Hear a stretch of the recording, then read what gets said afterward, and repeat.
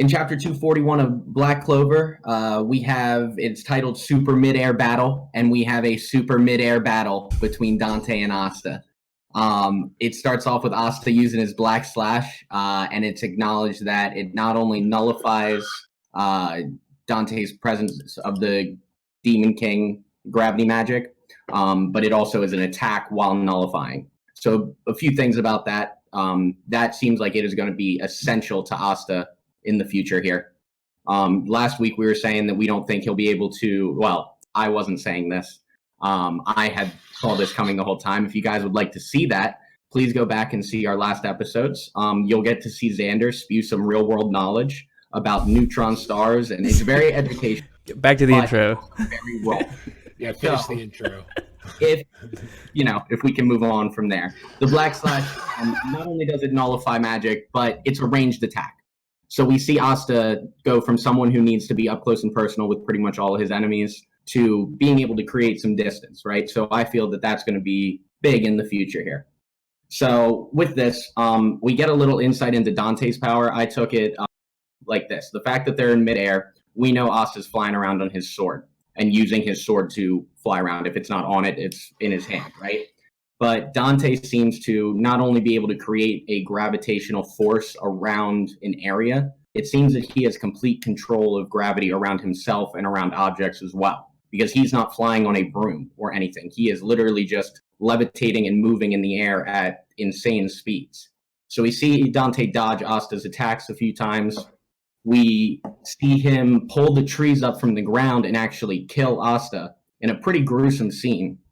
And Vanessa's fate magic saves Asta, to which Dante acknowledges, hey, the same thing has happened twice now.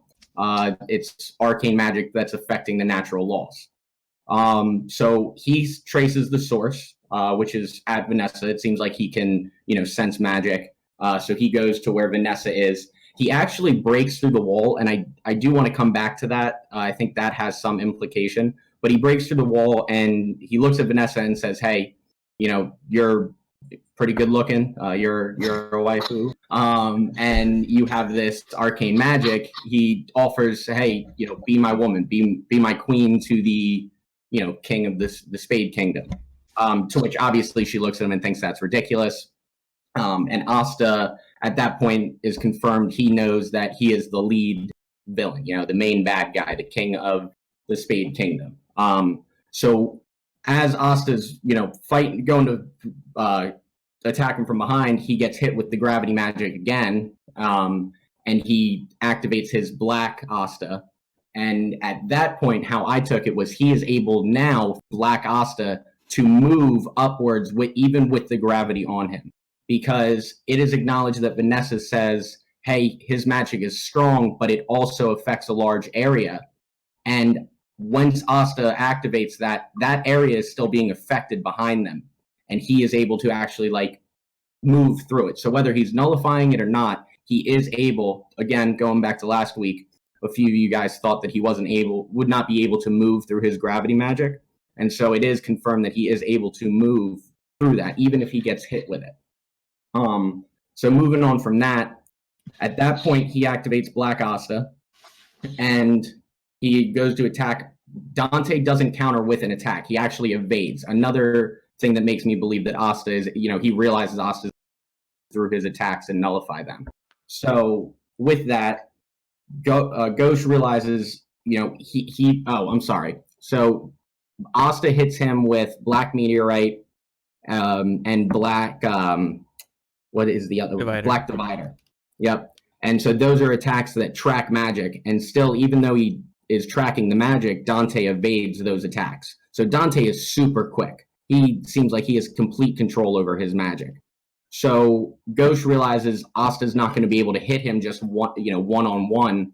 So he activates his Mirror Brigade. And at the end of the chapter, we get an awesome move that is Asta's Black Meteorite mixed with Ghost's Mirror Brigade. And they call it Mirror's Meteorite, to which Dante, his last panel seems like he's absolutely shocked. So the first question that I had goes back to what I was saying. We see Dante break through the wall, right? And I got an idea that even though that gravity magic, he is able to move very fast. To break through a wall that is a brick wall, he would need some physical strength. And the only two characters that we've seen that have physical strength really in this universe are Yami and Asta. Not that it will matter too much, but DJ, I'll pass this to you. Do you think that there is also going to be a physical strength aspect with Dante? Do you think he's just another, kind of weaker mage, or do you think there might be some other stuff that is hidden within his powers outside of just the devil magic withstanding that we know he'll have? So since we haven't really seen anything to suggest that, I would say that this is just another aspect of his gravity ability.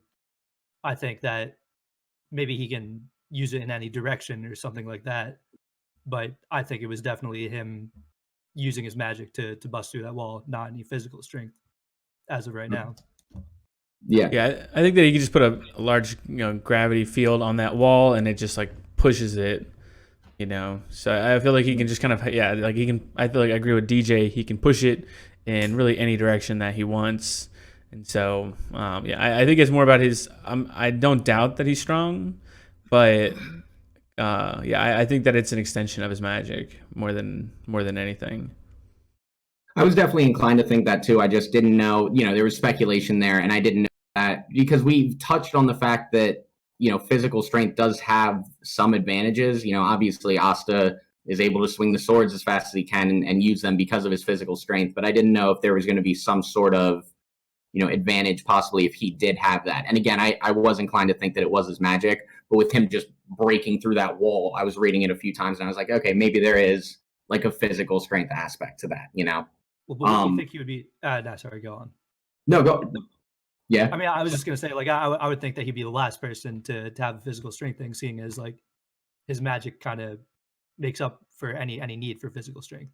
Oh, so that was actually a point. Thank you for bringing that up. So I was thinking because of his gravity magic, again, kind of going back to my point last week where Asta's physical strength may help him and be advantageous.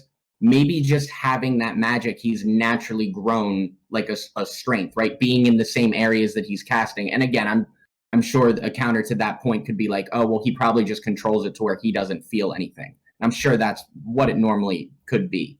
But I was just thinking, possibly with that could just be a side effect of his magic. Yeah, I guess we'll see.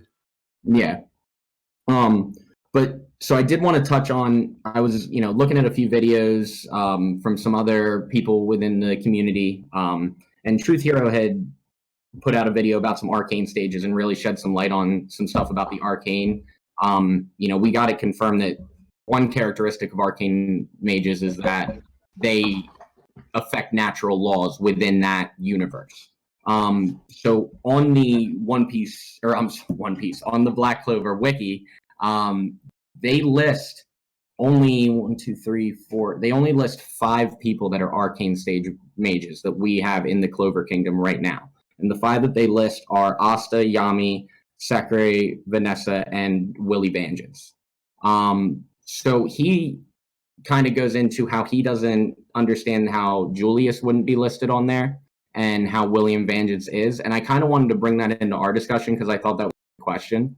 So, Xander, I'll throw this one to you. I mean, obviously Asta, Yami, Sekre, and Vanessa, we can see what natural laws they break. But what natural law do you think William Vengeance in his magic, why would he be classified and not Julius, who literally affects time?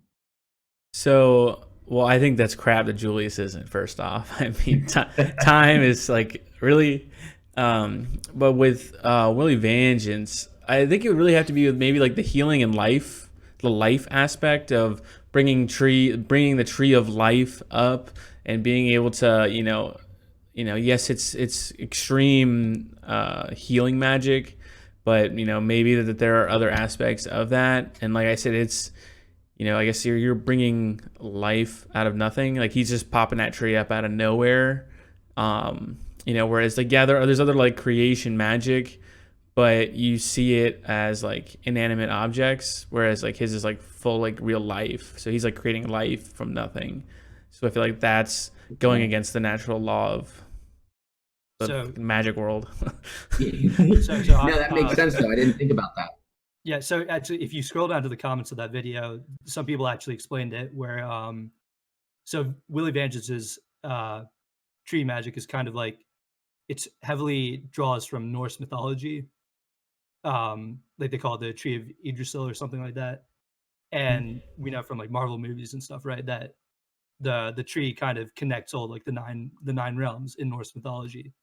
So what it seems like is that this might be a bridge to the devil dimension and a way to connect that. So that might be why they want him so bad, because he can connect to that dimension and then draw power from that.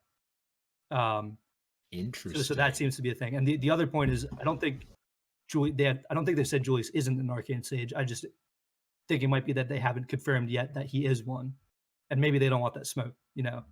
Right. It might be a little too much for them. Right. Even Tiny Julius might be a little with his one-page grimoire. Yeah.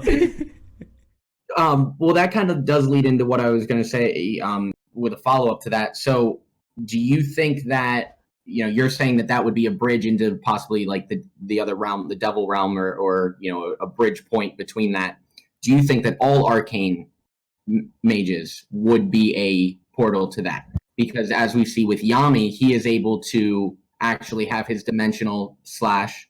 As with Sekri, she has kind of touched into the dark, the devil magic when she sealed the devil away, the first devil that we saw.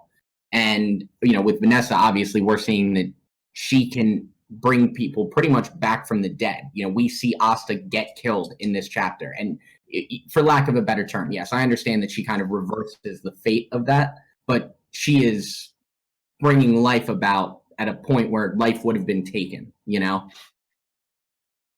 So I guess with that, do we, just like you said with Julius, he might not be confirmed. Do we think that there would be any other people that are not confirmed, like who are arcane stage mages? The one I'm thinking of is, I'm blanking on her name right now, but the one captain who can bring you into the dream realm. Oh, Dorothy Unsworth, I think. Yeah, like wouldn't she technically be considered one? I mean, that to me affects natural laws. I don't know. I mean, I don't think so, because it's not like really. That's not like a cheating power. Like that's not really. It's kind of like its own separate realm type thing. Okay. It has its own rules. It's got like a strict set of rules that it abides by. That power abides by. Whereas some of these other ones kind of just like they're just like rule breaking powers. They're broken. Like if you're gonna put them in a video game, they just would make no sense. It'd be like Hero in Smash Bros. They're S tier. Right. Yeah, that makes sense. That does. So I kind of want to switch gears. DJ, that's an excellent comparison. That it was good. Well, I want to switch gears that comparison with that and talk about like the devils themselves. So obviously we know in the Heart Kingdom that Vanica and Megicula are attacking, right? And Megicula is possessing Vanica. Now with Dante, well, with Xenon, we know that he has a devil. We know that his devil is different than Megicula, right? Through physical appearances. That is confirmed. If you guys go back to the panels, Xenon's, I was actually sending it off screen. I sent Connor a few pictures that I should have sent these to you as well. So Xenon's devil horns kind of go outward, right? Whereas the first devil we saw kind of just pointed up. And Asta's are a little bit like more horned out. Megicula's actually has the horns of a ram. So they are confirmed different devils. Now, we know also just by the confirmation of Dante with his magic, he is the presence of the Demon King. So I wanted to ask, we can speculate that there is a hierarchy of demons going on in the Spade Kingdom. I wanted to know, this whole time we've gotten Megicula's name, Megicula this, he's possessing people, he's cursing people. But it seems like Dante is the king. So 2 questions with that. 1, do you think that there is potential that Dante's devil is actually the king devil, and Megicula could possibly be like the comparison I was making is in Orochimaru character, right? Where he is kind of like the evil genius of devils, and he's experimenting and cursing and doing all this. But there's a king that's even more powerful than him and dictating what he's been doing. So I guess, Connor, I'll pass that one off to you. How do you feel about the evidence there, and what do you think could possibly come of that? I think we definitely need more info, really being able to make an astute, like for me to at least make a, pick a side on that. I definitely agree with you on the different, like that there are different devils just based on the appearances and the there seem to be unique characteristics to each devil that make them stick out. So I don't know if it's going to be like the king devil, but it does seem like they're dropping a lot of hints or implying heavily that Dante is head honcho, top dog, Pablo Escobar. And so I don't know if it would be the king devil. I could see it being some kind of like, I could see Dante being possessed by a devil that once we are introduced to them as a character, they'll use that as the bridge into introducing, okay, this is more information on the devil world. I mean, I really think Dante's reveal is what's going to be. We might honestly, we might get it next chapter. We might not get it for 10 chapters. It seems like the past two shots of the Dark Triad, we do get the some kind of view of the devil inside them. So maybe next chapter that's what we see if Dante just claps Asta. But right. Yeah, I am hoping the next chapter we get to see. I'm hoping that they force his hand and we have to see him use his devil, even if it's in a defensive measure, because he won't be able to dodge. He just has to block, and he's not going to be able to use his gravity magic. So I'm hoping that we do get that reveal and it is confirmed that, hey, there's another devil on top of this. Because like I said, we've only heard Megicula's name, and I think we're going to see a lot more of him, even possibly later on. This is Tin Hattish, but even if they beat the Spade Kingdom, he might be, like I said, an Orochimaru character that goes back and kind of retreats and is cursing people. There's a reason that we've gotten his name first, I think. Out of all of these other devils, we've really been pushed that, like, he's the guy that's doing a lot of this stuff. So with that, knowing that Asta's devil already has a history of knowing one of the devils, and he is completely different, do you think that he's potentially like a rogue that is going against this hierarchy of potential hierarchy of devils that's in the Spade Kingdom? So I have a feeling that Asta's devil just may be like the demon of mayhem, and it's not that like it's like rogue or anything like that. I mean, that's obviously a possibility, but I feel like his devil might be like the devil of mayhem and just doesn't want to see any hierarchies, just wants chaos. But would then be weird that they would then, I guess, like grow onto Asta because Asta is so righteous and like wants to climb the hierarchy. So yeah, so that's definitely interesting.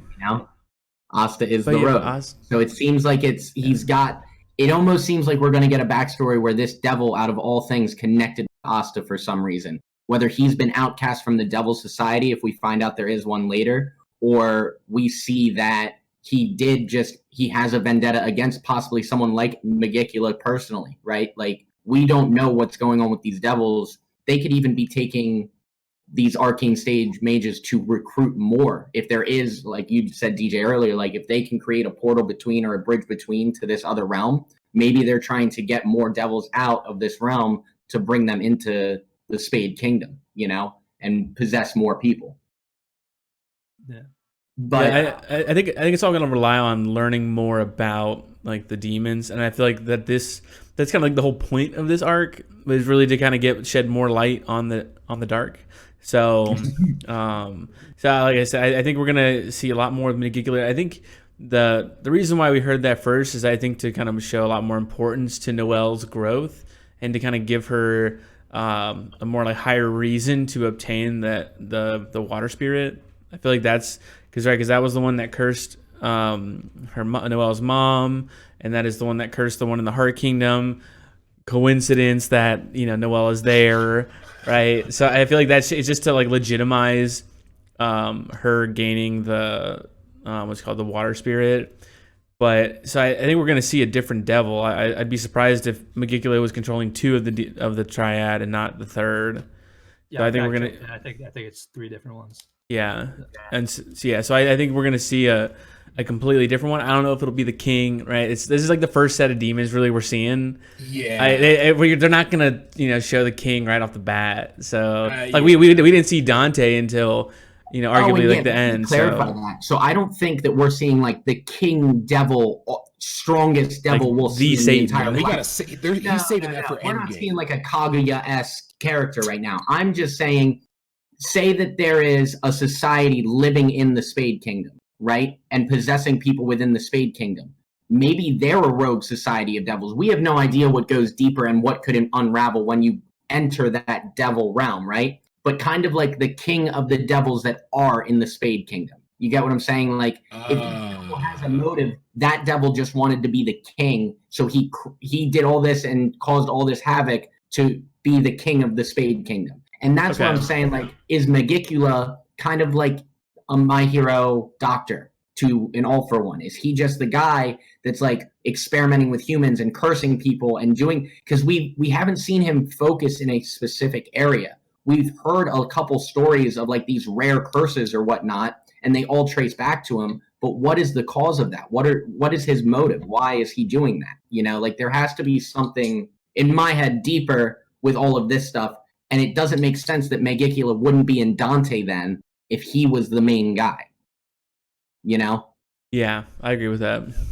So that kind of just rolls me into I think I have a pretty, an Off the Stoop original take. Like I said, I've listened to a lot of people talk and no one's gone this route with it.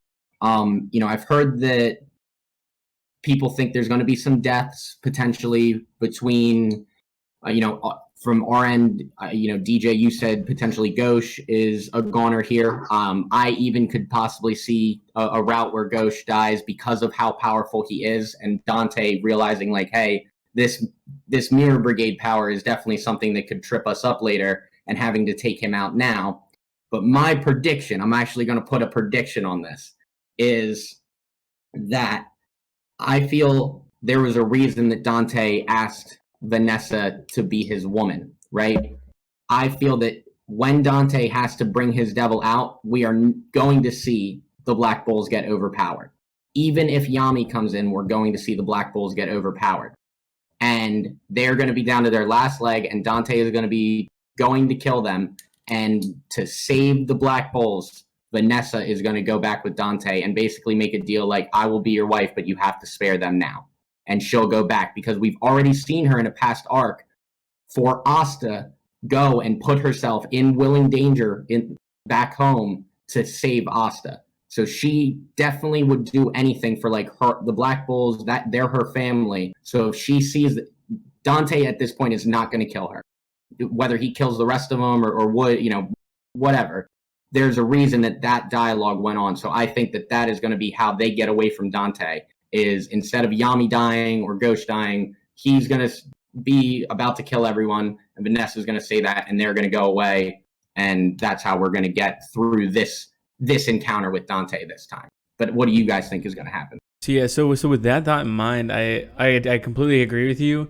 I think Yami's not going to even show up, but because Vanessa is a 0 stage, that he's going to be like, I'm going to grab my 0 stage and get out of here. Arcane stage. I'm going to grab an Arcane stage. That's what I came here for, so that he can get away, unscathed as much as possible. And then she's going to do it to save everybody else. I think he's going to hold everybody hostage and be like, Yami ain't coming around, so I'm taking you. If you don't come, I'm going to kill everybody else. And then she's going to say, okay, yeah, that's fine. And obviously not, yeah, that's fine. But like, she'll agree with it and then go on. And then everybody will be saved. And then I feel like Asta and then will go over to the Heart Kingdom to then rescue, them. So they'll take down that member of the Triad, and then, it'll go on from there. But I do think I kind of agree with that theory. So yeah, because go on, DJ. My only thing with this, it sounds like a good theory, but I'm just wondering how it's going to play out, because if she still has strength, right? Like she could prevent anyone from dying if she still has strength. But then, so like he would just run her out of her power, right? But then if that happens, then what need would he have to negotiate with her? He can just take her and do whatever he wants, right? There's no real deal to be made at that point. I mean, he's not a savage, DJ. He's not just going to kidnap her. Yeah, I don't think it's going to be Dante's a something like gentleman. that. With that, we already see in this chapter that that Rouge is starting to detangle, like her tail and her body are starting to fray. So we're seeing her go, and I think it's going to be I will come with you peacefully and work with you type deal before it. I don't know if she's going to necessarily know, like, oh, I got her down, like she can stop doing this. You know what I'm saying? Because like that is a secret to her power. That's not. We've seen that throughout there's a lot of magic in this world, and a lot of people know about magic, but there is unknown stuff within each, kingdom, let alone. So I don't know if he would necessarily know, like, hey, I'm going to drain your power. You're not going to be able to do that. And then I'm just going to take you anyways. Like I could see it being a nuisance because she is a pretty powerful mage. So she could continue to do this, and eventually just be like, all right, here's your options. Now I do like where you're going with that, Xander. I could see Yami not getting there in time, that being like see Dante versus Yami yet, because I'll be honest with you, I don't know how you guys personally feel, and this may be a conversation for a later date, but in my mind, Asta is captain level. So we are seeing Dante take on a captain level character right now. Oh yeah.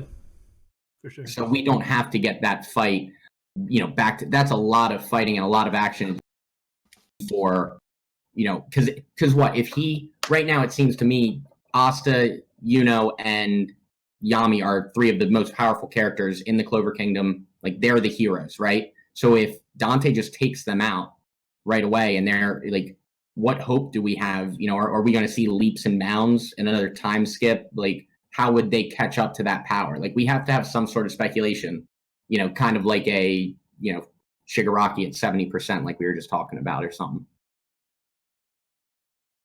No, I completely agree with you on that. I don't think we're going to see. I agree that this is a captain level fight. I think it's because they put emphasis on it's going to take me a couple days to get there. So it's probably going to take me a couple days to get there and then a couple days to get back. So I feel like, Yami's going to roll up on the destruction. Are you talking about Fenrir? Yeah. They made a note. It's not going to take him a couple days. He can get everywhere in one day, but he has to make a couple stops when the distance is a lot. Like he has to set up checkpoints pretty much, but he can get everywhere in the pretty much known universe at this point in one day. They said he made stops like at the Heart Kingdom, at Clover Kingdom, all in one day. Okay. So I still think that they put emphasis on that.